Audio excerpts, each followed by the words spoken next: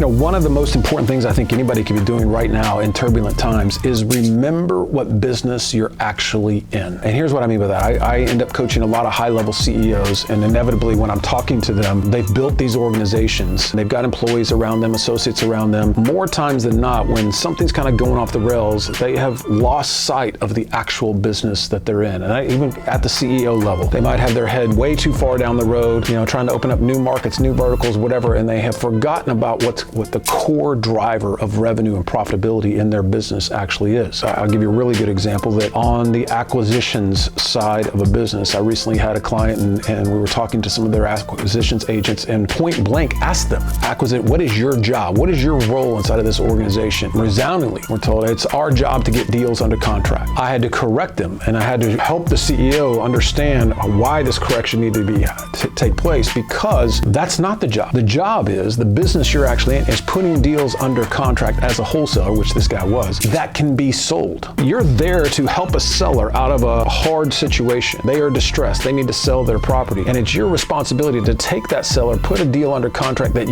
ultimately you can go and sell to a cash buyer. That's the transaction that matters. If your only focus is I need to talk to distressed sellers and put deals under contract, who are you actually helping? Because when you look at some of those businesses and you see where they're faltering and they're sputtering and they're floundering, it's that they're putting deals under contract and then they're only actually closing and selling 30, 40, 50% of those contracts. So my question is, who are you helping in that situation? If 50% of your transactions are not closing, you have forgotten what business you're actually in. You have forgotten what you're actually there to do. Your job is not to put deals under contract and sling shit up against the wall and hope that you sell something. Your job is to go put deals under contract from distressed sellers who need your help, and then ultimately go flip those to buyers who want your help as well. That's the job. It doesn't do you any good to go put deals under contract that you can't sell. In fact, I would argue you're even hurting the seller more when you do that. You're adding to the frustration, not helping. The same is true whether you're in the rehab side of the business or you're lending money or it doesn't matter. Remember the business that you're in, what the actual transaction is supposed to look like. Who is the customer you're serving? Then ask yourself, are we doing everything to set ourselves up to make sure we're maximizing that transaction over and over and over and over again? Because if you're not, that's the place you look for the first places of improvement and optimization, because it's your job right now, especially in this time, to optimize and stabilize your business where it is predictable. Good market, bad market, sideways, up, down, doesn't matter. Like, I know this is going to happen over and over and over and over again. If I'm hoping